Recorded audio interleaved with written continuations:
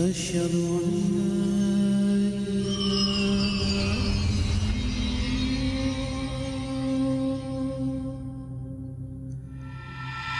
أشهد أن لا إله إلا الله. بسم اللہ الرحمن الرحیم۔ السلام علیکم ورحمۃ اللہ وبرکاتہ۔ محترم ناظرین، پروگرام میں خوش آمدید۔ میں آپ کا میزبان آصف حمید اور میرے مہمان ہیں مولانا ارشاد الحق عصری صاحب۔ السلام علیکم ورحمۃ اللہ وعلیکم وبرکاتہ۔ السلام ورحمۃ اللہ وبرکاتہ۔ ناظرین، نماز کے حوالے سے ہماری بات چیت چل رہی تھی، پھر ہم غسل کے حوالے سے بات چیت آئی۔ اب نماز سے پہلے کچھ اور چیزیں بھی ہیں جن کا ہمیں ذکر کرنا ہے، جن میں تیمم ابھی رہتا ہے۔ حضرت تیمم کے بارے میں ابھی بات کھل کے نہیں ہوئی ہے۔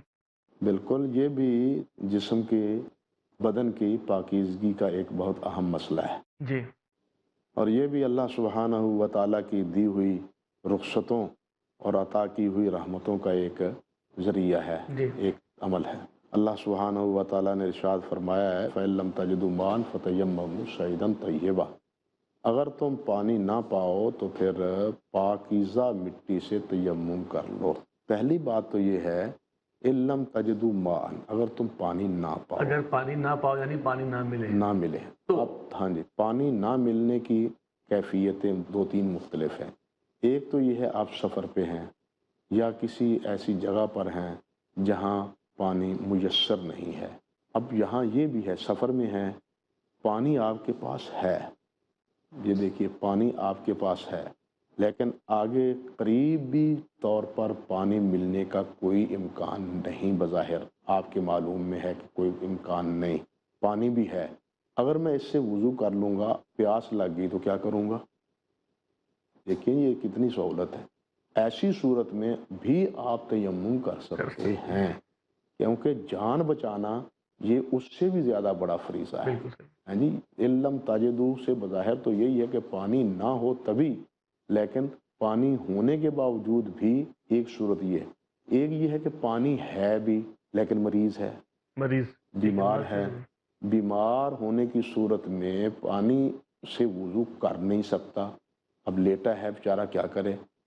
اور ایک صورت یہ ہے کہ بیماری کے بڑھ جانے کا خطرہ ہے، پانی کے استعمال کرنے سے کسی بیماری کے زیادہ ہو جانے کا خطرہ ہے، جی تو ایسی صورت میں بھی تیمم کی اجازت ہے۔ قرآن مجید میں تو صرف لم تجدوا آیا ہے، باقی صورتیں جو ہے نا وہ ساری یہی ہے، وَأَنزَلْنَا إِلَيْكَ الذِّكْرَ لِتُبَيِّنَ لِلنَّاسِ مَا نُزِّلَ إِلَيْهِمْ۔ یہ وہی چیز ہے کہ جو چیزیں مخفی ہیں، اس کے درپردہ ہیں، وہ ساری چیزیں بیان کرنا یہ نبی علیہ الصلوۃ والسلام کا فریضہ تھا اور ہے، اور وہ آپ نے پورا پورا نبھایا، کوئی چیز مخفی نہیں رہنے دی اللہ کے فضل و کرم سے۔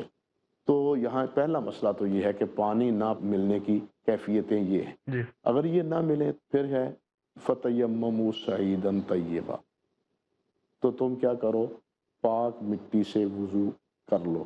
ٹھیک۔ اب مٹی جو ہے وہ ہے یہ پاکیزہ، پہلی شرط یہ ہے کہ وہ پاک ہو۔ اگر مٹی بھی نہ ہو لیکن مٹی کسی جگہ پر گرد آلود، یعنی اس پر ہاں گرد پڑی ہوئی ہے اور پتہ چلتا ہے یہاں مٹی ہے، صاف نظر آ رہا ہے، جی ہاں جی، اس پہ ہاتھ لگا کے اس سے بھی آپ تیمم کر سکتے ہیں۔ صرف یہ نہیں کہ مٹی کا ڈھیلا ہی ہو، کیونکہ اگر وہی لگی ہوئی دیوار پہ مٹی کو اکٹھا کر کے جمع کر دے تو وہ بھی ڈھیلے کی شکل بن جائے گی۔ تو یہ تو دونوں صورتیں ہیں، فَتَيَمَّمُوا صَعِيدًا طَيِّبًا۔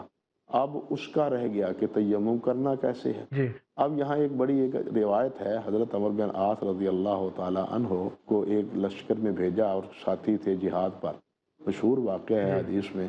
حضرت عمر بن عاص رضی اللہ تعالی عنہ کو ایک دفعہ لشکر کے ساتھ جانا پڑا جہاد میں، تو ایک بار انہیں رات کو غسل کی حاجت ہوئی۔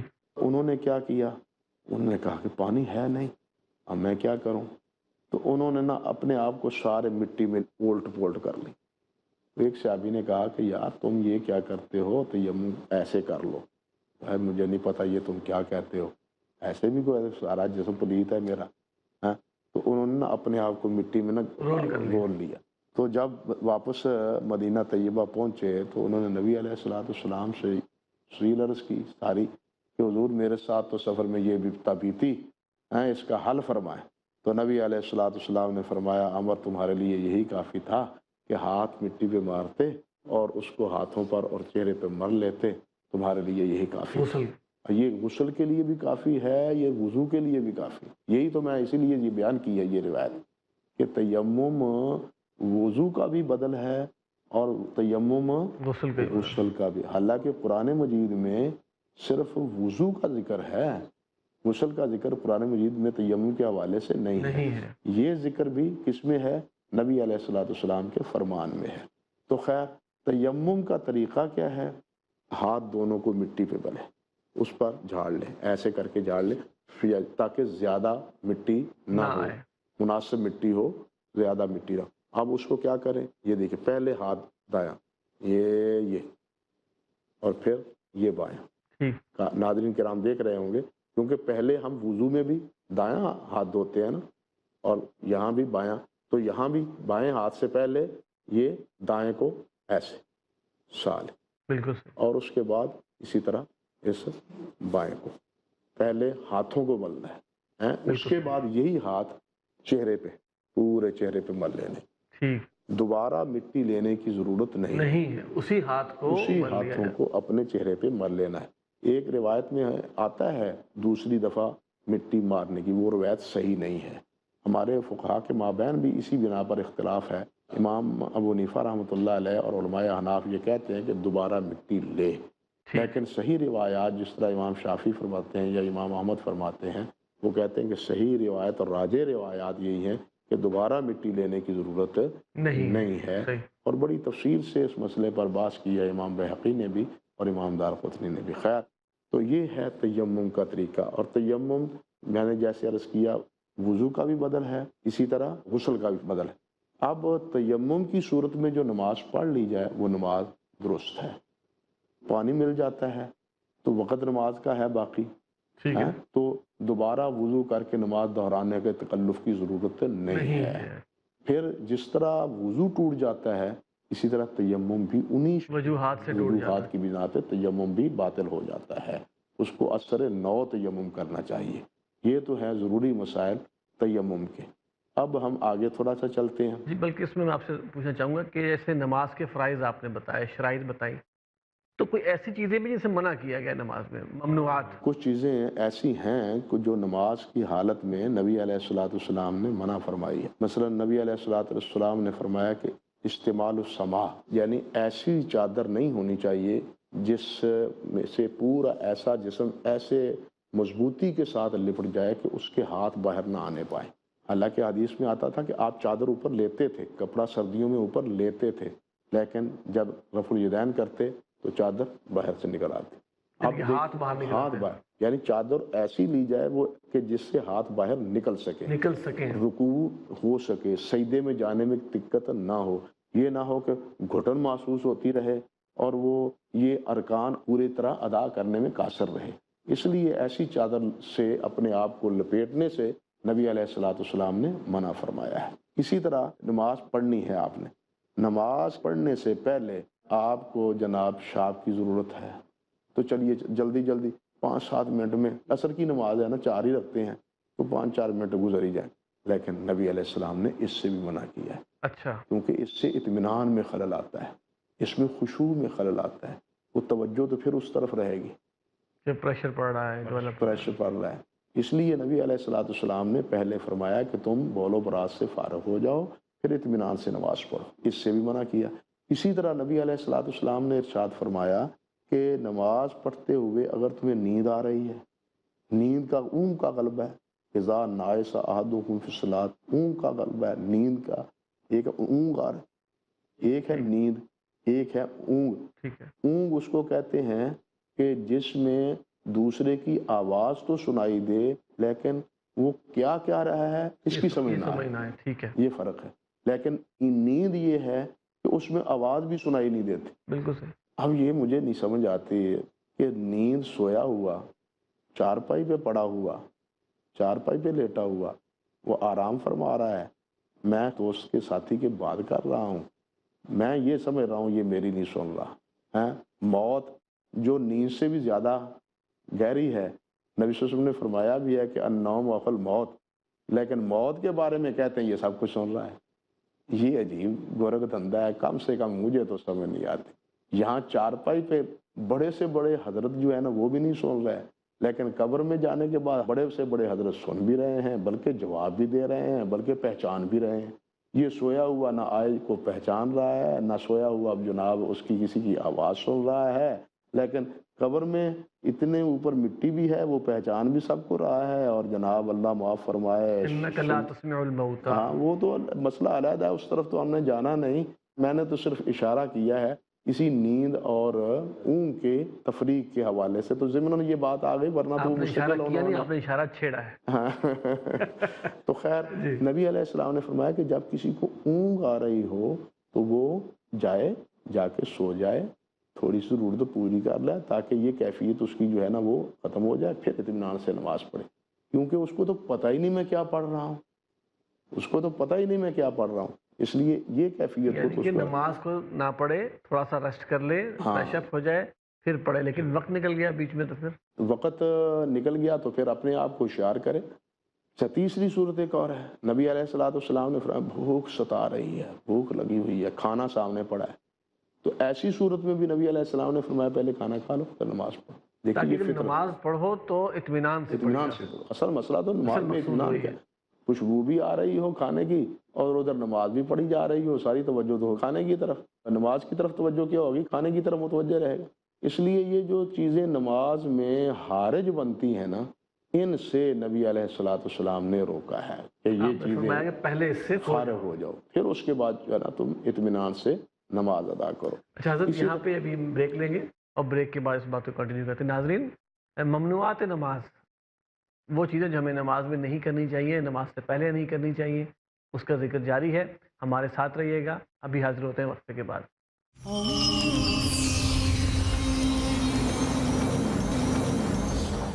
محترم ناظرین، پروگرام میں خوش آمدید، ہماری بات چیت چل رہی ہے ممنوعات نماز کے حوالے سے۔ جی حضرت۔ ہاں تو میں عرض یہ کر رہا تھا کہ جو چیزیں نبی علیہ السلام نے فرمایا ہے، جو چیزیں اس طرح توجہ بٹ جانے کا سبب بنتی ہیں نا، اصل مین مقصد یہ توجہ بٹ جانے کا سبب بن جاتی ہیں اور نماز میں اطمینان میں حارج ہوتی ہیں، ان سے اپنے آپ کو پہلے بچانا چاہیے۔ ٹھیک ہو ان گیا۔ سے اپنے وہ بول و براز ہو، یعنی نیند کا غلبہ ہو تب بھی، بول و براز کہ کیا حاجت ہو حاجت ضرورت ہو تب بھی، بھوک شدت کی ہو تب بھی۔ تب بھی، تینوں چیزیں ایک فطرتی ہیں۔ اسلام فطرت پر ہے، غیر فطرت پر نہیں ہے۔ اسلام نے انسان کے مزاج کو جتنا اللہ جانتا ہے، بنانے والا اللہ ہے، انسان کو اللہ رب العزت نے بنایا ہے، اس لیے اس کے حوائج کا جتنا اللہ رب العزت کو علم ہے، انسان کو خود اس کا اتنا علم نہیں ہے، صحیح۔ جتنا انسان، بلکہ یہ تو اللہ سبحانہ و کتنی چیزیں ہیں جو ہمارے جسم میں اللہ نے سنبھال کے ایک عرصے سے رکھی ہوئی ہیں، اور ان کا انکشاف اب ہمارے سامنے ہو رہا ہے۔ جسم ہی سے وہ چیزیں برآمد ہو رہی ہیں۔ اب دیکھیے بائی پاس ہوتا ہے تو جسم ہی سے ساری چیزیں جو ہے نا برآمد ہو رہی، ایک جگہ کی ماس دوسری جگہ سے منتقل ہو رہا ہے، یہ کتنی، یہ ساری چیزیں بدل کے طور پر کب سے اللہ تعالیٰ نے رکھی ہوئی ہیں اور ان کا ایک انکشاف اب ہو رہا ہے۔ تو خیر ابھی پتہ نہیں کتنی اور پڑی ہوگی اور جن کا کتنی انکشاف بڑی بعد میں ہوگا۔ جی جی، تو خیر اسی طرح عرض کرنے کا مطلب ہے کہ دین ایک فطرت پر ہے۔ مقصد تو نماز میں اطمینان ہے، جی دل جمی ہے، خشوع خضوع ہے، اللہ کے سامنے پوری توجہ، انکساری اور عاجزی۔ لیکن اگر یہی توجہ بٹی ہوئی ہو کھانے کی طرف، نیند کی طرف، بول و براز کی طرف، تو پھر نماز کما حق ادا نہیں ہوگی۔ جی اسی طرح نماز سے پہلے جس چیز کا اہتمام کرنا چاہیے وہ یہ بھی ہے کہ نبی علیہ السلام نے فرمایا، حدیث میں آتا ہے، نہا ان نکف الشعر والثیاب فی الصلاۃ، کہ نماز میں ہمیں منع کیا ہے کہ ہم اپنے چادروں کو یا اپنے لباس کو یا اپنے بالوں کو جو ہے نا وہ کیا کریں، جمع کریں۔ اب یہ حکم عام ہے، بالوں کو تو مرد کے بال تو یہاں تک ہوتے ہیں، داڑھی کی یہ ہوتی ہے۔ اب داڑھی کے بارے میں بھی بعض حضرات کیا کرتے ہیں، اس کو ایسے گرے لگانے کی کوشش کرتے ہیں۔ اسی طرح یہ ایک صورت خواتین میں بھی ہے۔ اچھا، ایک تو وہ صورت ہے جو بالکل حرام ہے، بالکل خواتین کے لیے حرام ہے، وہ کیا ہے نبی علیہ الصلوۃ والسلام نے فرمایا ہے کہ ایک دور آئے گا کہ عورتیں اپنے بالوں کی چٹیا اس طرح بنائیں گی جس سے اونٹوں کی کوہان ہوتی ہے. اس کو جوڑا بنانا کہتے ہاں ہیں. جونڈا بناتے اوپر ہاں ہاں یہاں ٹھیک ہے جیسے اونٹوں کی بالکل. کوہان ہوتی ہے. یہ تو حرام ہے بالکل حرام ہے حرام ہے. جوڑا بنانا حرام ہاں ہے. یہ یہ اوپر سر کے اوپر یا یہ اوپر پیچھے یہاں پیچھے اوپر اوپر اوپر سر کے اوپر بنانا؟ اوپر ایسے اوکے اوکے اونٹوں کی کوہان کی طرح. جیسے اونٹ اوپر ہوتی ہے نا جی تو یہ سال کے اوپر جو اس طرح بنا لیتی ہیں اور مصنوعی بال لگا کے بھی ہیں. یہ تو بالکل ناجائز اور حرام ہے. البتہ عورتیں کام کاج کے لیے اپنے گھروں میں لپیٹ لیتی ہیں یہ نیچے بالوں کو کیا کرتے ہیں اکٹھا کر کے یہاں جی چٹیا کو اکٹھے کر بلکہ چٹیا تو بنانا تو درست ہے اس لیے کہ اس دور میں میڈیاں تو بناتی تھی. حدیث میں آتا ہے ذکر. تبھی تو یہ ذکر ہے کہ حیض اور نفاس میں میڈیوں کو بھی کھول لیا جائے. ٹھیک ہے. جب میڈیاں بنتی تھیں تو چٹیا مائیں بہنیں اکٹھی کر کے پیچھے گت جس کو کہتے ہیں وہ بنانا بھی درست ہوا. جی لیکن ان کو بسا اوقات اکٹھا کر کے یہاں اکٹھا کر لیتی گردن کے اوپر ایسے جی بالخصوص گرمی کے ایام جی میں. بالکل تو گرمی کی صورت میں بھی ان کو کھولنا چاہیے نماز کے دوران. نماز کے دوران نماز کے ویسے کر لینا ویسے ٹھیک ہے. کرنا ٹھیک. اوپر نہیں کرنا اوپر نہیں کرنا چاہیے. پیچھے کر لینا پیچھے ٹھیک کر ہے سکتی ہیں اور نماز کے دوران نماز کو کھولنا چاہیے. ایک مسئلہ تو بالوں کا یہ کلیئر ہوگا. ہو گیا جی. اسی طرح کپڑوں کا ہے. جو چادر پہنتے ہیں حضرات آپ نے ان کو شاید دیکھا ہو جب وہ رکوع میں یا سجدے میں جاتے ہیں تو اگلے پلوؤں کو اکٹھا کرنے کی کوشش کرتے ہیں. ٹھیک ہے. تو یہ بھی اس میں آ گیا. وہ تو حضرت جب سجدے میں شلوار کو بھی تھوڑا سا اوپر کھینچ رہے ہوتے ہیں. یہ بھی ٹھیک نہیں ہے. اگر وہ اس میں گھٹن محسوس ہو اور محسوس ہو وہ اور مسئلہ ہے. وہ اور بھی تاکہ سجدے میں کیا ہے تنگی محسوس نہ ہو. اچھا لیکن ہاں لیکن اب یہاں ایک اور مسئلہ ہے. ہماری پینٹیں جیسے میں پہلے بھی عرض کر رہا تھا کہ پینٹیں اور یہ شلواریں اور یہ چادریں یہ بنتی ہی ٹخنوں سے کیا ہیں نیچے ہیں. اب نبی علیہ السلام نے تو نماز کے علاوہ بھی ان کو ننگا رکھنے کا جو ہے نا حکم فرمایا ہے اور بڑی وعید فرمائی ہے ٹخنوں کے نیچے جیسے میں پہلے عرض کر رہا تھا. تو یہ اس کا کیا کرتے ہیں پھر نمازی وہ کیا کرتے ہیں وہ پینٹوں کو اوپر چڑھا فولڈ کرتے ہیں فولڈ کر لیتے ہیں. تو اس سے بھی بچنا چاہیے. صحیح صورت تو یہ ہے کہ یہ باہر بھی ننگے رہیں اور نماز کے اندر بھی ننگے رہیں. مجھ سے کئی بھائیوں نے پوچھا کہ ننگے سر نماز ہو جاتی ہے. دیکھیے ایک ہے ننگے سر نماز ہونا. میں تو یہ کہا کرتا ہوں دیکھیے اسلام کی تہذیب ننگے سر رہنا نہیں ہے. نبی علیہ السلام کی سنت یا نبی صلی اللہ علیہ وسلم کا طریقہ جو ہے وہ برہنہ راست کی نہیں ہے. وہ سر کا ڈھانپنا ہے. ٹوپی کے ذریعے ہو وہ پگڑی کے ذریعے ہو. عموماً نبی علیہ السلام پگڑی مبارک پہنتے تھے. تو سر ڈھانپنا ہے. جب سر ڈھانپیں گے نا تو نماز کے لیے خود بخود ڈھپ جائے گا. بالکل صحیح. ہاں جی. جب باہر آپ کھلا رکھیں گے عادت اس کی کھلی رکھیں گے تو پھر وہ نماز کے لیے بھی آپ کو تکلف کرنا پڑے گا. وہ مصنوعی ٹوپیاں رکھنی پڑیں گی. مسجد میں ٹوپی رکھنی پڑتی ہے. پھر حالانکہ وہ لے کے بازار میں نکلنے کے لیے جاتا کوئی نہیں. ہاں جی. لیکن کہیں گے جی کہ زینت اس میں ہے تو اس میں خاک زینت ہے. وہ جو ٹوپیاں آپ باہر لے کے جانے کے لیے اپنے گھروں میں لے جانے کے لیے بازار میں جانے کے لیے سسرال کے ہاں جانے کے لیے آمادہ نہیں ہیں تو سر ڈھانپنے کے لیے میں نے ایک ساتھی کو تکلف اور کرتے ہوئے دیکھا. اچھا جی. یہ قمیض کا پچھلا پرتو لے کے وہ سر پہ ڈھکا ہوا کمر ننگی ہے اور سر ڈھکا ہوا ہے. انا للہ و انا الیہ راجعون. اور کئی احرام کی صورت میں منع کیا. میں نے خود منع کیا واللہ العظیم. وہ بھائی احرام باندھا ہوا ہے تم نماز پڑھ رہے ہو سر ڈھانپ کے. سر کیوں ڈھانپا ہوا ہے؟ یعنی ایک طرف سر ڈھانپنے کا اتنا اہتمام ہاں اور ایک طرف سر ننگے رہنے کا یہ وبا اور پھر اس کے دفاع کے لیے جو ہم نے اسلوب اختیار کر رکھا ہے وہ اس سے برا. یہ اصل نتیجہ کس چیز کا ہے؟ وہ اصل چیز چھوڑنے کا. اصل چیز پہ ہم آ جائیں گے ان تمام تکلفات کی ضرورت نہیں رہے گی. ٹوپیاں رکھنے کی ضرورت نہیں رہے گی. اسی طرح فولڈ کرنے کی ضرورت نہیں پڑے گی اگر ہم کیا کریں گے پہلے ہی سنت کے مطابق لباس پہنیں گے تو یہ تکلفات کرنے کی ہمیں ضرورت پیش نہیں آئے گی. حضرت وقت تھوڑا ہے جلدی تو اگر ہم ممنوعات اور ہیں تو ان کو بھی ہم ون بائی ون لے لیں. تو یہ چیزیں نماز کے ممنوعات میں شامل ہیں. نماز کے اندر آنکھیں بند نہیں کرنی چاہیے. نماز کے اندر آنکھیں کھلی رہنی چاہیے. طبرانی شریف میں روایت ہے صحیح روایت ہے مجموع الزوائد میں بھی ذکر کیا علامہ حیثمی رحمۃ اللہ علیہ نے کہ نماز میں آنکھیں کھلی ہونی چاہیے. آنکھیں ہمارے کئی ساتھی بند کر کے نماز پڑھتے ہیں. وہ اس کی دلیل یہ ہوتی ہے کہ وہ کنسنٹریشن یا وہ ادھر ادھر نظر نہ جائے، ذہن نہ جائے، کنسنٹریشن رہے. حدیث میں تو وہ کان نہ کا طرح ہو، ان تعبد تعبد اللہ کہ تم اللہ کی بندگی ایسے کرو جیسے کہ تم دیکھ رہے ہو. بلکہ یہاں ایک لطیفے کی بات عرض کر دوں، مولانا مودودی رحمۃ اللہ علیہ، ان سے کسی نے یہی سوال کیا، رسائل مسائل میں موجود ہے.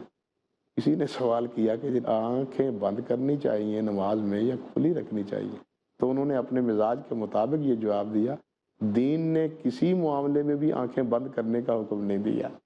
دین نے ہمیشہ کھلی آنکھوں سے قل ھذہ سبیلی ادعو الی اللہ علی بصیرۃ انا، کہ میرا راستہ ہے اور میں اللہ کی طرف بلاتا ہوں کھلی آنکھوں. تو انہوں نے وہ اپنے مزاج کے مطابق ساری مجموعی سی بات کر دی کہ دین کے کسی مسئلے میں بھی اسلام نے نا آنکھیں بند کرنے کی بات نہیں کی، آنکھیں کھلی رکھنے کی بات کی ہے. اگر آنکھیں بند ہیں تو نماز ہو جاتی ہے؟ نماز تو ہو جائے گی لیکن صحیح نہیں ہے. کہنے کا مطلب یہ ہے کہ آنکھیں کھول کے ہی نماز ادا کرنی چاہیے، کیونکہ حدیث میں آتا بھی ہے رما بصرہ ناولر، نبی علیہ السلام سے بڑھ کے خشوع کا اہتمام کرنے والا اور کون ہو سکتا ہے؟ ہاں جی، لا یجاوز بصرہ اشارتہ. اس کا مطلب ہے کہ آنکھیں کھلی ہوتی تھی نبی علیہ السلام کی، نبی علیہ السلام کی آنکھیں بند نہیں ہوتی تھی. یہ احادیث بتلاتی ہیں ہمیں، اس لیے آنکھیں کھلی ہونی چاہیے نماز میں. یہ جو حضرات کہتے ہیں جو ہم خشوع آنکھوں میں نہیں ہے، خشوع دل میں ہے. خشوع آنکھوں میں نہیں ہے، خشوع دل میں ہے، یا خشوع اعضاء میں ہے. دل میں ہوگا تو اعضاء میں خود بخود اس کا احساس ہوگا. آنکھوں کا خشوع نہیں ہے. یغضوا من ابصارہم کہا ہے، بند کرنے کا وہاں بھی حکم نہیں ہے. بند کریں گے تو ٹکر ہو جائے گی، ٹکر ہو جائے گی. اس لیے یہاں تو آنکھیں بالکل ہی بند کرنے کی کوئی تک نہیں بنتا. اس لیے یہاں بھی آنکھیں کھلی ہونی چاہیے. نماز سے پہلے ان چیزوں کا اہتمام حدیث کی روح سے، یہ علماء کرام کی جو ہدایات ہیں فقہی کتب میں، ان کی روح سے میں نے یہ باتیں چند آپ کی گوش گزار کی. اس کو اگر ہم ون بائی ون لیں تو اس میں سب سے پہلے آپ نے فرمایا جو ممنوعات نماز کو اگر ہم جلدی لیں تو بتائیے. ہاں دیکھیے نا، وہ چیزیں جو نماز، اللہ آپ کا بھلا کر، نماز پڑھنے میں حاجب بن رہی ہیں، جی صحیح ہے، نماز میں دل جمی سے روک رہی ہوں، وہ 3 چیزیں بتلائی ہیں: کھانا، سونا، نیند یا بول و براس. اگر یہ ہو تو پہلے ان سے فارغ ہو جاؤ پھر نماز پڑھو. آگے اسی طرح چادر کا پورے جسم پر لپیٹنا، کہ آپ کو رکوع یا سجدے میں تکلیف ہو یا ہاتھ اٹھا جب رفع یدین کر رہے ہیں اس وقت ہاتھ ہی نہ اٹھے، آگے اس میں تکلف ہو. اسی طرح نماز کی حالت میں اپنے بالوں کو یا اپنے لباس کو سمیٹنا، اکٹھا جوڑنا، یہ بھی درست نہیں ہے، اس سے بھی رکنا چاہیے. باقی تو نماز کے اندر ہے نا، جس میں نبی علیہ السلام نے فرمایا ہے کہ افتراش قلب کی طرح ہاتھوں کو پھیلا دینا سجدے کی صورت میں. وہ تو سجدے کی صورت میں جب آپ آئیں گے تو اس وقت بتلائیں گے نا کہ سجدہ کس طرح کرنا ہے. ٹھیک ہے ہاں جی، اس میں کیا صورت ہے، ہاتھوں کی کیا صورت ہونی چاہیے، کونوں کی صورت، وہ تو اس وقت مسئلہ آئے گا. یہ ہم کہہ رہے ہیں کہ نماز پڑھنے سے پہلے کن چیزوں کا اہتمام کر لینا چاہیے. اور انہی میں ہے کہ نماز پڑھنے سے پہلے انسان بیدار ہو، اور نماز کے دوران آنکھیں نہیں بند کرنی چاہیے، آنکھیں اس کی کھلی ہونی چاہیے. بہت شکریہ حضرت آپ کی تشریف آوری کا اور اتنے اہم موضوع پر گفتگو کرنے کا. ناظرین، پروگرام کا وقت ختم ہوتا ہے اور آپ سے اجازت چاہتے ہیں. انشاءاللہ اگلے پروگرام میں پھر ملاقات ہوگی. السلام علیکم ورحمۃ اللہ وبرکاتہ.